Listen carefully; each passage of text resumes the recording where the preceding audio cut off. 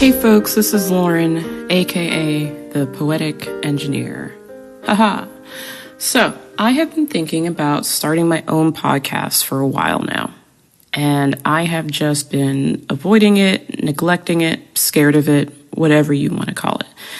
And suddenly tonight, as I was sitting on the sofa watching American Dad, I decided, let's do this shit. So here we are. I have a couple of fears. First of all, as I said, this is my first time doing it. I have no idea how to do it right. I don't have any good equipment. I am literally sitting here using the voice recorder on my Google Pixel, and I hope that it will turn out nicely. We will see.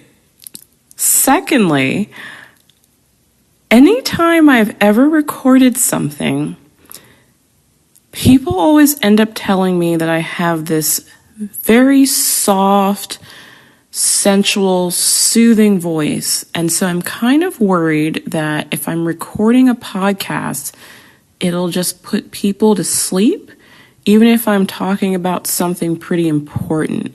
So I'm hoping that everybody can focus on the topic and not my lullaby voice, and this will actually go somewhere. We will find out. So this is going to be new for all of us. It's going to be an experience for all of us, and hopefully it will be a good one. So, who am I? First of all, as I said, my name is Lauren. You may hear some people call me some other things, but primarily that's what I want you to hear. I also have the alias, the Poetic Engineer, that I am using as my artist name. It is the name from my website, thepoeticengineer.com, currently under construction, and what I am just trying to push as my general persona, and I will explain where that comes from. When I first came up with it, I was trying to combine the dualistic parts of my personality and just try to do a juxtaposition, sort of a conflict of words that matches the conflict that I have in my personality and within myself and captures everything that I do. And I thought I was being really original, only to find out that that name is used several times amongst Instagram and websites. So whatever, I'm going to be the one to popularize it, and everybody is going to help me. Thank you. So what do? I am both a poet and an engineer. And it took me a long time to be able to call myself a poet. I just wrote my feelings. I always have. Poetry has always been an outlet for me. People, mostly my mother and my aunt, told me that I should publish, but I never felt like it was anything that I should share with people. They were my innermost dark feelings, and in my early 30s, I grew up with a generation of parents who thought you didn't talk about those kinds of things. You didn't see psychiatrists. You didn't speak outside the family. You didn't talk about that stuff. So I always kept it hidden. My earliest memory of allowing anybody to read it was when I was in middle school, and we had write-a-book contests still.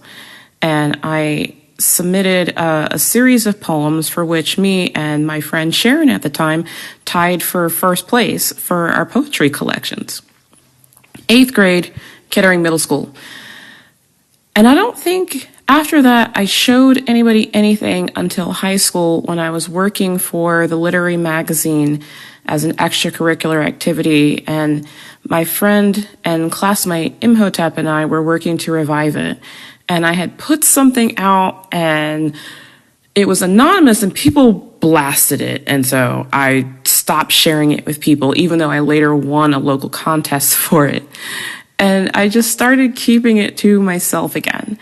So it wasn't until about 3 years ago, when I was going through a rough time and doing a lot of writing, and I decided to do a personal blog and share my poetry and take avenues to make myself write every day. Because what would happen was I would write and I'd get my feelings out, and then I wouldn't write for another year or two. And people that knew that I did it would say, "Hey, Lauren, have you been writing lately?" And I'm like, I haven't done anything. And when I did my little WordPress blog, I decided to write regularly, and I discovered that people actually enjoyed it. And when I started posting it to Twitter, I actually started getting followers and joining poetry groups and prompt groups, and realized that my writing really resonated with people.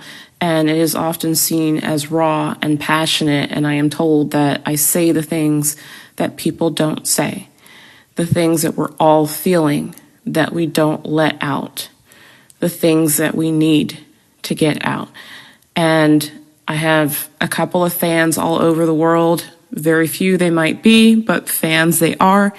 And it's just been an experience to have people that will contact me and say, you are so real and I want to talk to you. Your poetry just speaks to me. It made me cry. It is what I needed today. And so I am continuing to share, and I published my first book called Sunshine and Whiskey, which was 20 years worth of poems. Now, if I was any kind of smart, I would have split some of that up, but it also didn't feel right to do so. It was this compilation of my life up until that point. And I don't think that I could have split the parts of that book up in any type of way that would have allowed me to tell that story. So it's a monster, like 480 pages of just my mind. And if you're willing, you can read it. The second book I did a few months later, this past October, and it's called Innocently Devious. Well, that one is much shorter, and it's about a guy, isn't it always? And the title is actually something interesting, but I will leave that for another time. Or you might hear it on another podcast where I have been a guest feature. But if you're curious, I will tell you the story later. So I'm just trying to finally get out there, not be afraid of my words, share my poetry with folks, share my thoughts with folks. And even though sometimes it is just a stream of what I think is garbage, I hope that it speaks to people. So what's weird is that I like words and I like writing. I like music with no words, and some people think of me as a bit of an artist. So when I go to work as an engineer and I'm around technical people all day, I'm in a totally different mindset. So engineers think I'm weird because, I do art and stuff. And then when I'm in the art world, they're like, oh my God, she's got 2 degrees. She's so smart. And I just kind of feel like an outcast in the middle. Hence, part of where that poetic engineer name comes from. And maybe that's my Gemini personality, always two-faced and dualistic. Never thought anything of astrology, but lately it just seems to ring true. So I have my undergraduate degree in mechanical engineering from the University of Maryland. Stay fearless, y'all. And my master's degree in systems engineering from Naval Postgraduate School. And systems engineering is what I do now regularly, and I have worked in both the defense and space industries. Don't really have much more to say about that. Not too much more I can say about that sometimes, given what I do. Sometimes it's cool. Sometimes it's not. Right now, I am working out at Kennedy Space Center, and people are like, oh my God, you're working out at NASA. Like, what cool thing did you do today?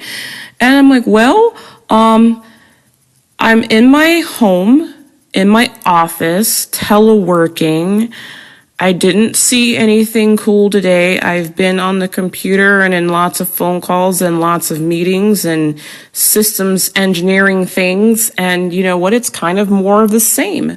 But there have been days where I've gotten to get on the launch pad or climb the mobile launcher or see some new things. And I love that I am contributing to the Artemis program and putting our first woman in space and people back on the moon.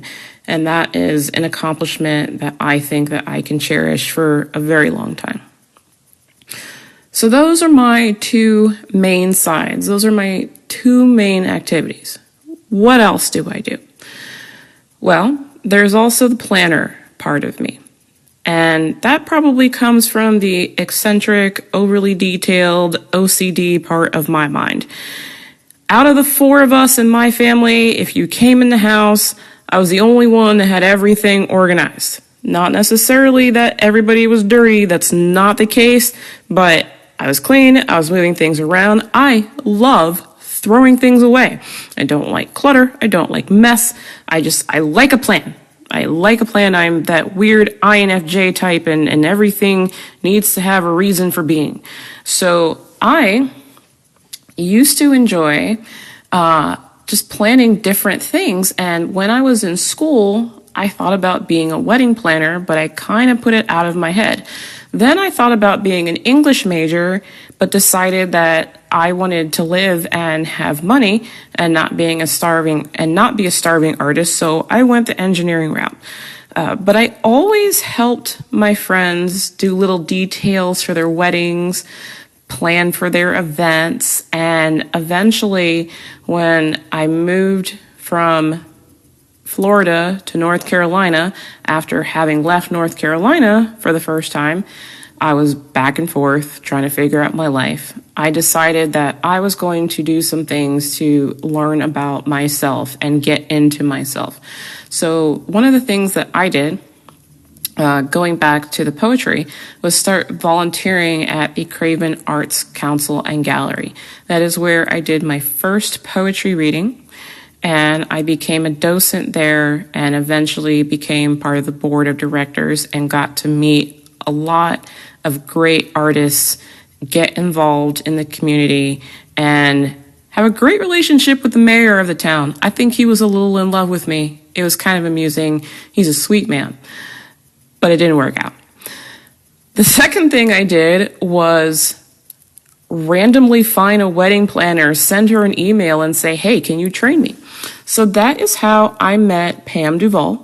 And she was holding a sandals consultant event. And I went there, met her, talked to her about what I'd done, talked to her about how I had planned my friend's Charity and Jermaine's wedding from Florida while their wedding was in Charlotte, and did it by myself mostly, which I don't recommend anybody do. You always need a team when you are planning a wedding, or you will lose your mind because you cannot clone yourself yet. I hope we're getting there. You also don't have transporters yet. I hope we're working on that along with Warp Drive. Anyway, I digress. So Pam, who is a master bridal consultant with the Association of Bridal Consultants, took me on as an intern and eventually as an employee. And I got to be one of her core ladies along with my great friends, Tatiana and Carol. And we have just learned from the best. So I still help friends with weddings or provide ideas. I prefer to do it ad hoc. I was going to start my own business and call it Make It So. Haha, Star Trek reference. And you will hear lots of those as we go through. I'm sorry if you're not a Trek fan, but you will get over it. And I was like, you know what? I don't really like the business part of this. I don't like doing documentation and numbers, and QuickBooks scares me. So I decided ultimately not to do that. But I am becoming a sandals consultant. So if you want that getaway, destination wedding, honeymoon, I can do that for you, and I can still help you plan. I actually just helped plan an event for a friend. I made the faux florals for the centerpieces. I still love to do all that stuff. I love to help. I just don't want to be bogged down by paperwork because engineering takes up enough of my mind. So what else do I do? Well, I blog. And I'm not a traditional blogger because I have no particular topic that I want to blog about. I just talk about everything. Sometimes they're because I can't sleep. Sometimes because there's an ongoing issue that I want to talk about. We in this world have lived through some kind of nonsense in 2020, and I think everybody thought that 2021 was going to be a new start and everything was going to reset with a new year. Not to be a pessimist, folks. I'm not a cynic. I am a realist. We just kind of carried everything into tomorrow. People are out of their goddamn minds, okay? So we have so much that we can discuss. I am also a pop culture fanatic. My living room is a shrine to pop culture. There are DC posters, there are Marvel posters, there's a Mr. Meeseeks Funko, and of course, I have the original series Star Trek Funkos. I love talking about pop culture. I love pop culture references. That's just what's going to happen. And how this podcast idea started is me and my friend Danny were like, well, let's make a podcast. We've been featured on a couple of podcasts, her more so than me, and she is much better at it than me because she's a very gregarious, outgoing personality. I'm a little more boring, but we can make it work. We can balance each other when we're doing this. And it's going to be kind of like how I'm doing it now. We don't plan to edit it. We don't plan to have anything scripted. We just want to get together and talk, that's the most fun. Let's drink and talk. And her and I, if you want to put labels on it, are both African-American, cisgender females that want to talk about pop culture and science. If you want to just say that shit like it is, we're both a couple of nerdy women that want to talk about pop culture and science and just dick around for an hour and talk about stuff. So Danny will be a regularly featured guest on this podcast, and her and I are going to talk about all manner of pop culture. And even though we are both Trekkies, we want to expand that to everything. Any type of show, anything we're watching, anything that's going on, anything new coming out, anything science related, anything that promotes women, STEM, that's what we're going to do. Outside of that, I am probably going to talk about all manner of things. I want to interview other poets. I want to talk to people about mental health and mental quote unquote disorders. I myself am diagnosed with ADHD, OCD, complex PTSD, MDD, and general anxiety disorder, that is GAD, and there might be something else in there. I don't know. I have half the alphabet that I have going on in my mind. So 2020 was a year that I was able to really explore all of that because I had the opportunity to have more appointments with my therapist. My friend Jessica also recommended her psychiatrist, who has been the first person to really diagnose me properly, which is how I got diagnosed with ASD, Autism Spectrum Disorder Level 1. And people hear that and they have two reactions. They're like, stop it with the F. No way. No. Don't see that on you at all.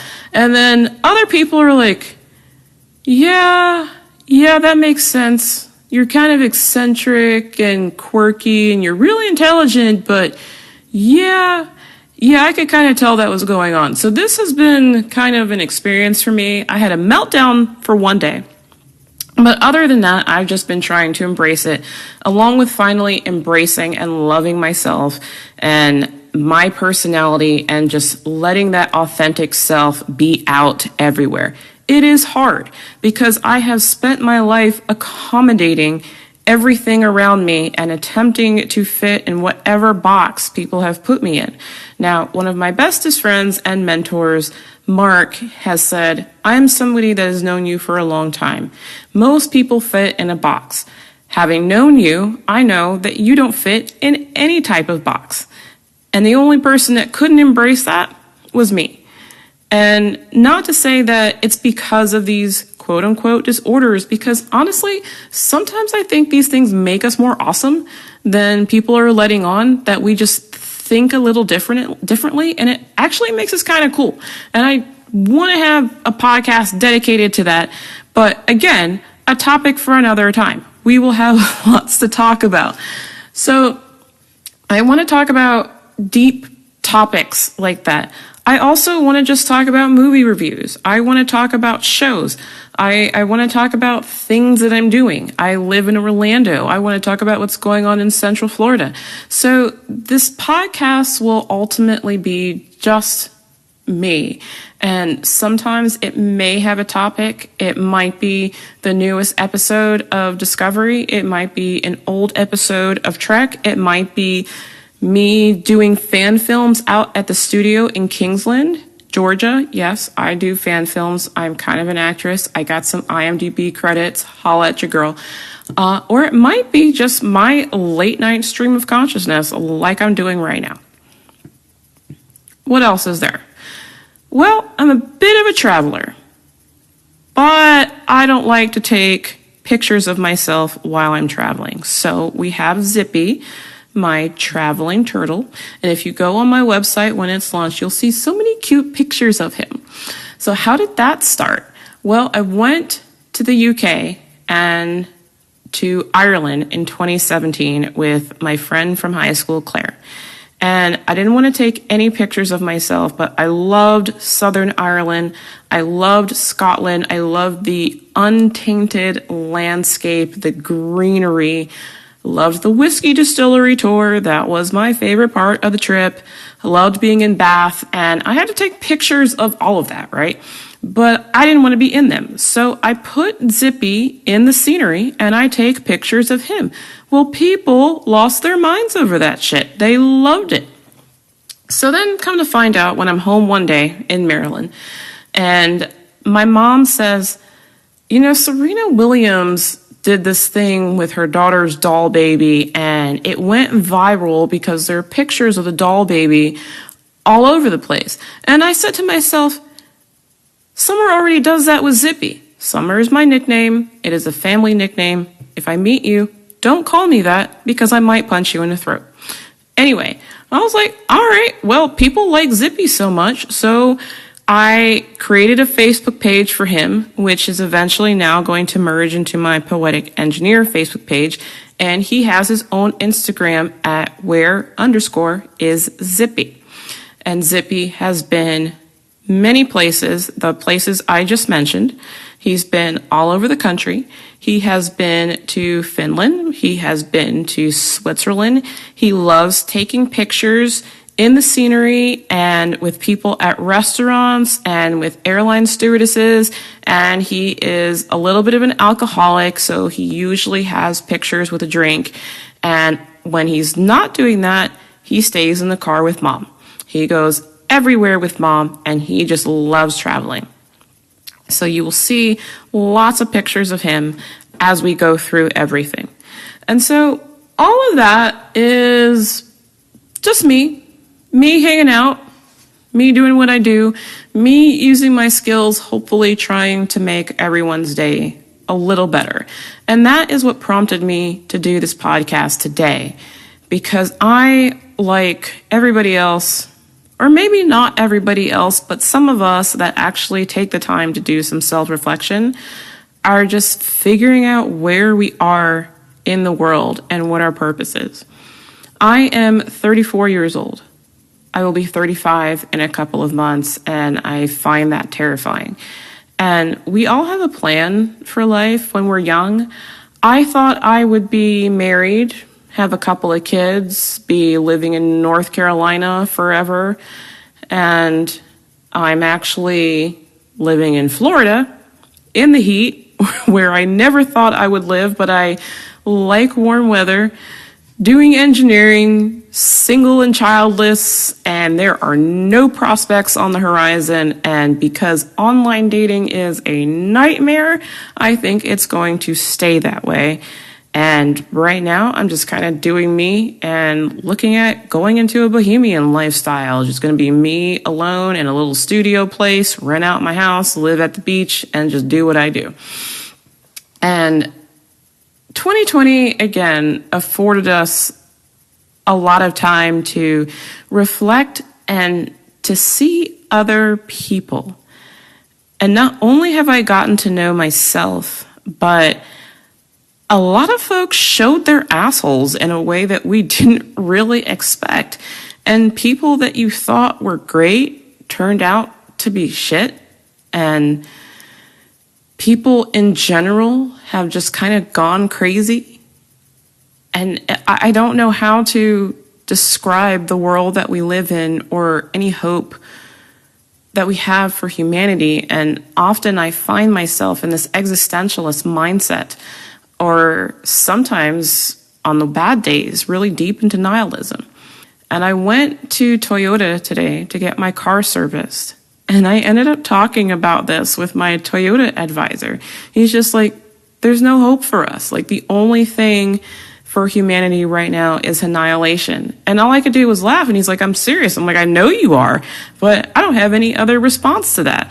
And not that I think that we should annihilate ourselves. I think we should try to fix it, but we have so much work to do. We have seen all manner of distress, from our civil rights, our racism, just people, all the mass shootings. I actually lived down the street, literally a couple miles from the Pulse Memorial, and me and my best friend Kyle went there and walked around when he visited me a couple weeks ago. And it's just, when is it going to stop? When are we going to accept each other? When are we not going to be mad about our differences? Even this guy that I talked to, he said plandemic, and I don't subscribe to that. I think this pandemic is real. I think COVID is real. I have lost people to it. I know others that have lost people to it. But whatever your mindset, and that's what I said to him, like, hey, whatever you think, we have the same end thought, that we are sick. Humanity is sick, and we have to do something about it, or I don't know what's going to happen to us. And he's like, yeah, I agree. And it shouldn't be that we are losing friends and family in this time. We are having to deal with death and loss and fear. We're learning more about mental health. If this had happened 10 years ago, when I did not have my mental health fully understood and balanced, I don't know what would have happened to me. Fortunately, I know enough about myself and what I need to do to stay sane, to be able to take care of myself. But now a lot of us are learning what depression is like, what anxiety is like. Being locked in your home is bringing that out of people, and we have to find out how to help them. We have to have more of those conversations, not just for who have been affected by 2020, not for this generation of children that are being bred that are going to be afraid to go outside. And I don't know what sort of adults that's going to make them, but just for all of us, because we really should have been talking about this the entire time. We should have been better prepared for this. But here we are. And people keep talking about returning to normal. And folks, there is no returning to normal. There will be a new normal. There will be a new way that we do things. Even with a vaccine, we don't go back to normal. In fact, earlier this year, I said to my mom, can you make me some more masks? My mom used to sew when I was young. She actually made us matching dresses. And she still has the old sewing machine. And she has started sewing again, and making masks has been kind of therapeutic for her. And I'm like, well, let's just make this a fashion statement, because I don't plan to stop wearing masks for a couple of years now. So can you make me some new ones? And so we're just having fun with making the designs and doing different things. And I felt like I had to talk about that today, because sometimes I feel like that is my purpose in life. When I pulled up to Toyota service, I saw this guy's half a face, and I could tell that he was a beautiful guy. I saw his eyes, they were mesmerizing, and I told him, you have a nice face. You have nice eyes. I kind of like looking at you, because I say things like that, because I'm a psychopath. And he said to me, I was actually a little depressed today, but that has made me feel better. And we just talked about a number of different things. We talked about cartoons. We talked about a mutual love for Rick and Morty. We talked about COVID, as I stated. I gave him my number before I found out he had a girlfriend, but, what are you going to do? And we talked about existentialism. And, I was a little dejected when I left. Like, okay, he's got a girl, that's not cool. That seems to always be the story of my life. I end up liking a guy that's already taken or just emotionally unavailable, as most men are. It does not seem to get better with age. But I'm trying to focus on the fact that, as I often do, in my honesty, I made his day a little better. His girlfriend has been sick. We are living in this craziness, and it made him happy. And I don't think we take enough time as people to say nice things to folks or to let them know that we appreciate them. And that is something that I encourage all of you to do. And it is hard right now. It is hard in the midst of this madness to give any kind of kindness, especially when you are deep in your depression and your head, which there is nothing wrong with. You should never apologize for that. That is not a fault or a flaw. It is something that is going on with you or your external circumstances, and you are allowed that pain and those feelings. But when you are feeling good, we have to talk to people. We have to relearn how to talk and communicate. I went to a restaurant after having my car serviced, and I saw these 4 guys come in together. And at one point I looked, and all 4 of them were looking at their phones. I was staring at my drink. I wasn't talking to anybody or doing anything, but I wasn't on my phone either. And this is a time when we have all this going on. We have so many skills that we don't chase.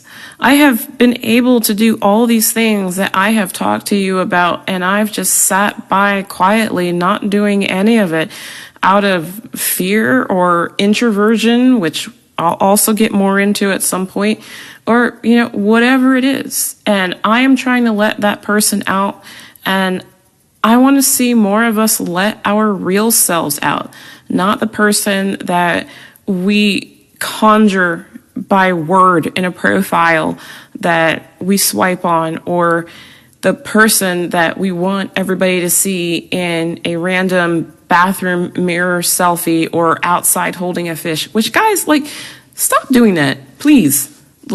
Anytime I see you with a fish, I'm just like, ew, that's what you're gonna smell like to me. Okay, I can't just stop. A little PSA for everybody. Be real. In this time of COVID and masks and hand sanitizer that everybody thinks they should make, I used some hand sanitizer today that was so thick and viscous, it felt like somebody had come in my hand. It was disgusting. And I need you all to just leave that job to Perel and let them do what they do.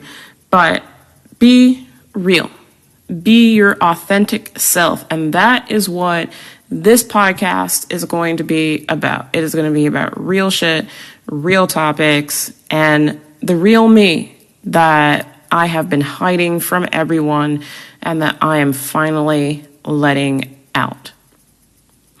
So I hope that this was interesting enough that you will later tune into it as we do new episodes, and also support my other fellow podcasters, John Allen at John Allen Pod, who I have been a guest feature on, Star Pod Log, my friends that talk about Star Trek, and of course other sci-fi, my best friend Kyle, who is doing his own podcast called It's Life.